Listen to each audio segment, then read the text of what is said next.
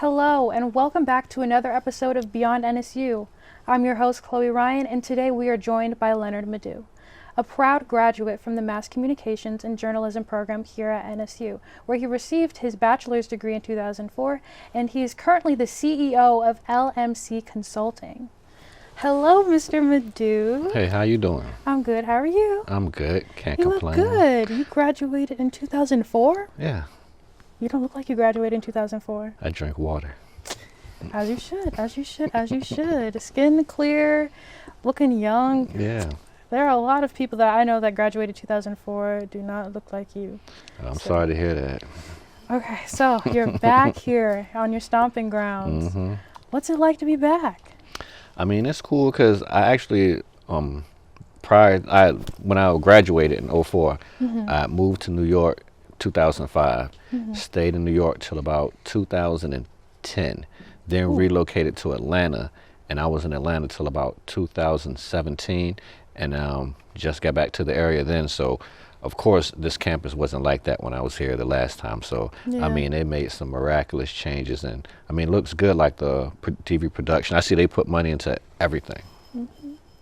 So what encouraged these moves? You were here, you're originally from Norfolk, correct? hmm You're originally from Norfolk, then you moved to New York, and then you moved to Atlanta. You were mid, then you went north, then you were south. So why'd you move so much? Really, because I mean, once I started going to Norfolk State, I kind of got serious about pursuing my passions. So I was in mass communication and journalism. I was more on the broadcasting side, so I started kind of interning at WNSB radio station. Okay. Doug Perry was still there, Mr. Turner. After that, I had a close relationship with one of Teddy Riley's nephews. So I started interning at Teddy Riley's studio while I was going to Norfolk State.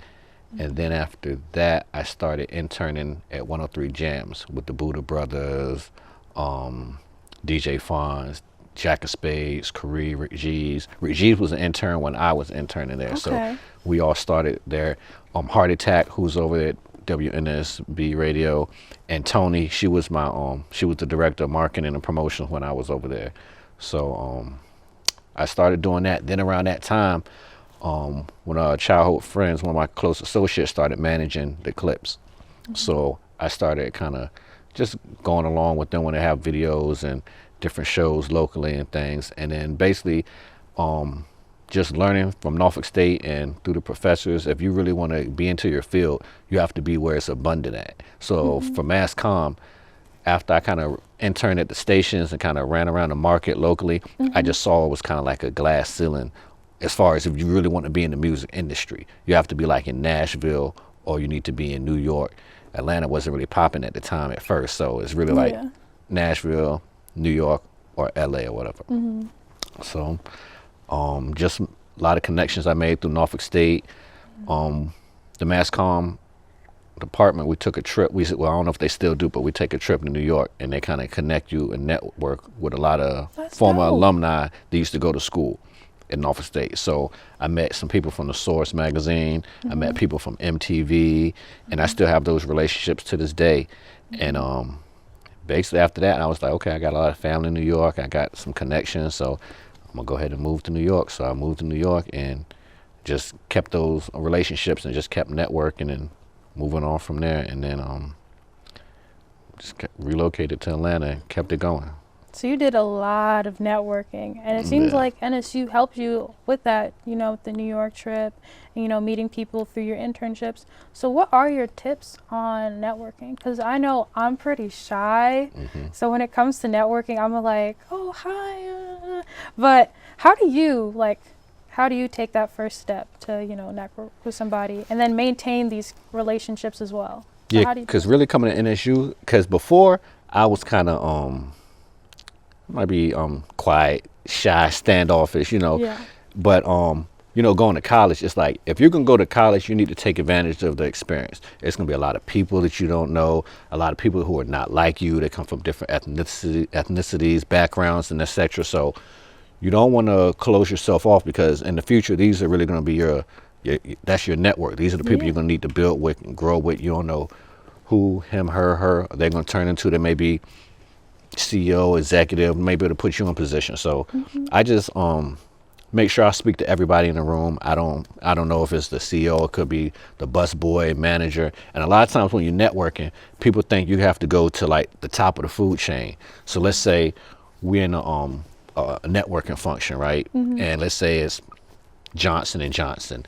They're there. Okay, you want to meet Johnson and Johnson. You want to be the next mogul to get your product in their line. Yeah. So, but like if you're networking, a smart thing wouldn't it be to approach Johnson and Johnson, because of course they're the boss, and you know people coming to them all the time with different ideas and things. You probably want to network with the intern or whoever is at the door letting people in, because those are the type of people who are actually the gatekeepers. They can get you in the situation. They might not be able to put you directly with the person, but more than likely they can get you in a situation where you can organically get to network with whoever you want to network with, and then it'd be genuine, not like you just coming in and, you know. Exactly. Because at the end of the day, some people don't realize a resource is a resource. It doesn't Correct. matter if it's high up here or if down low down there. A resource is a resource. Yeah. All right, all right.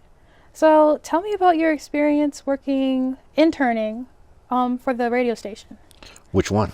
Well, WNSB, starting here at school. What was that like? Yeah, that was pretty cool. I mean, we did a lot of campus activities, you know. Well, I was in the promotion department, so basically when concerts would come or we're doing remotes at different locations, basically passing out the flyers, sometimes making sure the artists or get directed to, you know, their refreshments or where their rider and everything is at. And yeah, I like WNSB, and I still have relationships with the team over there now. I've been trying to get a record played over there with Heart Attack, so I sent a couple over, and you know, going back and forth. And then Mr. Turner's son, who was, I don't know if he's still like owner of the station, but he was like his son, his son, he used to work for Teddy. So when I was at Teddy's studio, his son is like an engineer producer. So right now we still do stuff to this day, kind of working on projects. One of our alumnus from Norfolk State, Daryl Tao, he's doing a documentary right now. It's called Who is Boo? So based on Boo Williams, the basketball leagues, AAU, and I helped Brian do some of the soundtrack, like some of the sound bed for the documentary. Okay. So what were your biggest takeaways, biggest like learning experience that you gained from these internships?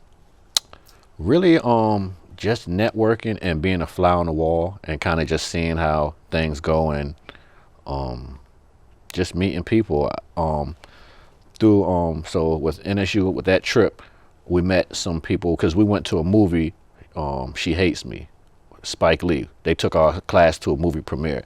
So we went with the cast, and some of the actors used to go to Norfolk State, Brad Williams, and another gentleman, his name is Bear. I'm sorry, I can't remember Bear's government name, but he took us to that. And then after that, I stayed in contact. Like everybody didn't network with them. You know, some people just chill, hey, see you later. I make sure I get their phone number, email, and then I'll send an email. Even if you don't have anything to talk about, like say, just reach out, hey, how you doing? This is Madu, hey, good meeting you. Just let me know if anything in the future makes sense, we can work or whatever the case be. And then kept in contact, and then they called me for a couple things. They called me for Hitch. You remember that movie with Will Smith? Yes, I love that movie. So I got to go up there and be like what was I up there, like an extra, but you know, just you're an extra. Yeah, you get paid even though my scene got cut, but you know, it was just something to do. You're still an actor. Correct. Yeah, you know, I went up there through the whole thing and ate and chilled up there and let them do their thing, and nothing happened, but it was cool. But and after that, he introduced me. He got me another internship with Rockefeller. I was on what's the movie? I'm talking about State Property 2. So I was an intern, and that I was a production assistant. So he connected me with that. So that was cool. You know, you go in there, make sure no one messing with the equipment, you know. That's basically it. And just be on scene and get the network. And then, like, I just make sure I keep relationships with a lot of people that I meet, if possible, if it makes sense. Well, that's really dope. Maintaining relationships. I think that is the biggest takeaway that I can take from our conversation. Speaking to everybody and then maintaining those relationships that are so important, because you never know where those relationships will take you later in life. And it's clear you were an actor, you're an entrepreneur, and you're An extra. You're still an actor. You can say that you're an actor. Nobody really got to know. I'm not on SAG though, so I'm not getting no money.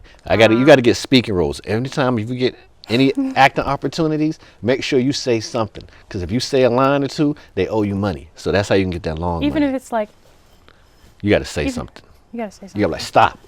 Hold up. Well, that's all the time we have for today. I would like to thank our guests for joining us, and I would like to thank you for watching. So until next time, I'm your host, Chloe Ryan, and as always, behold the green and gold.